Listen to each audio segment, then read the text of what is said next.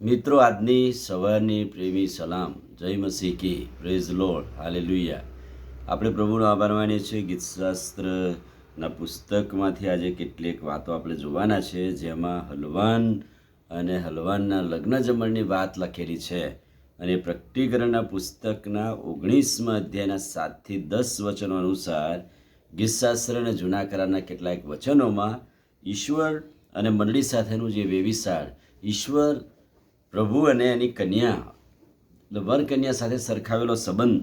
અને ગઈકાલે આપણે જોયેલું કે ઈશ્વર પ્રભુ વારંવાર માણસને એના સંબંધમાં જૂના કરારમાં તો એ ઉપમા આપેલી છે કે મેં તારી સાથે મારું વેવિશાળ કર્યું છે અને એટલાના માટે તું મારી કન્યા છે.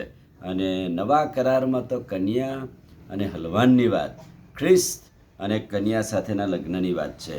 અને એટલે આજે આપણે એ જોવાના છે કે હલવાનનું લગ્ન અને લગ્ન જમણ. પ્રભુનું વચન કહે છે કે તમે બહુ હર્ષ કરો, આનંદ કરવો જોઈએ, કેમ કે હલવાનના લગ્નનો દિવસ આવ્યો છે અને કન્યાએ એટલે કે મંડળીએ પોતાને તૈયાર કરી છે. જ્યારે કન્યાને લેવા માટે વર આવે, જાન આવે, ત્યારે કે છે કન્યા જે રીતે તૈયાર થઈ હોય અને એ પોતાના ઉમળકા આનંદ સાથે પોતાના થનાર પતિ સાથે, વર સાથે જવાની તૈયારી જે કરે, એવી તૈયારી ખ્રિસ્ત પ્રગટ થવાના છે અને મંડળી પોતાને તૈયાર કરી રહી છે કન્યા તરીકે. અને આપણે બધા જ કન્યા તરીકે, મંડળી તરીકે પ્રભુને મળવાને માટે, એની સાથે જવા માટે તૈયાર થયા છે. અને એટલે પ્રભુ જે આવવાના છે દિવસને લગ્નનો દિવસ કહેવામાં આવ્યો છે.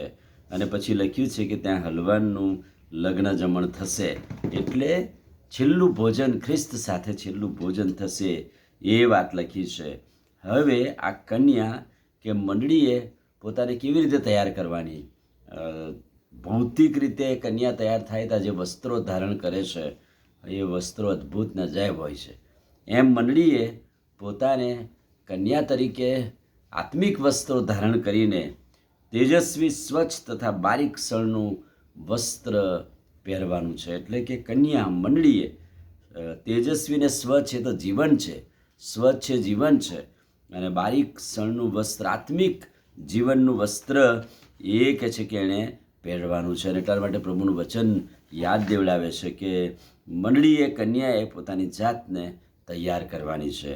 અને આ બારીક સળનું વસ્ત્ર એટલે સંતોના ન્યાયી કૃત્યો, મંડળીના ન્યાયી કામ, એ એનું વસ્ત્ર છે.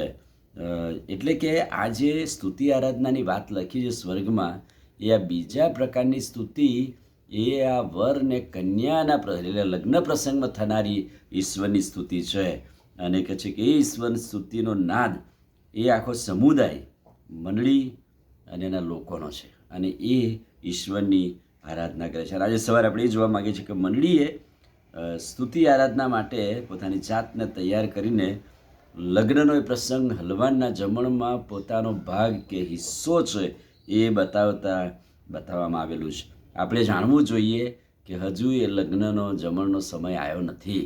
ખ્રિસ્ત પ્રગટ થશે ત્યાં સુધી મંડળીએ પોતાને તૈયાર કરવાની છે. અને મંડળી કે કન્યા એ દર્શન જે બતાવે છે એ દર્શનની વાત લખી છે. હવે આપણે ગીતશાસ્ત્ર 45:8-14 તમે જોજો. ગીતશાસ્ત્ર 45:8-14, ત્યાં ખ્રિસ્ત અને કન્યા કે મંડળીનું ચિત્ર, ઈશ્વર અને મંડળીનું ચિત્ર એ વર અને કન્યા સાથે સરખાવીને કન્યાએ પોતાને તૈયાર કરવાની છે.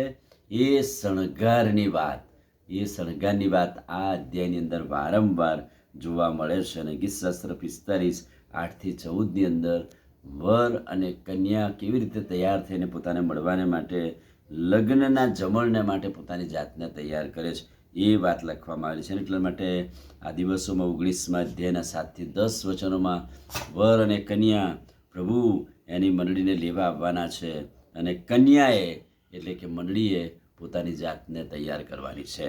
આમીન. પ્રાર્થના કરીએ. વાલા પ્રભુ, આજે સવારે તમારા અદ્ભુત ને પવિત્ર વચનને માટે આભાર, અને આ વચનના પ્રકાશમાં અમને દોરો. ધન્ય સ્વામી, પ્રભુ ઈસુના નામમાં અમે પ્રાર્થીએ છીએ, સાંભળો ને માન્ય કરો. આમીન. God bless you.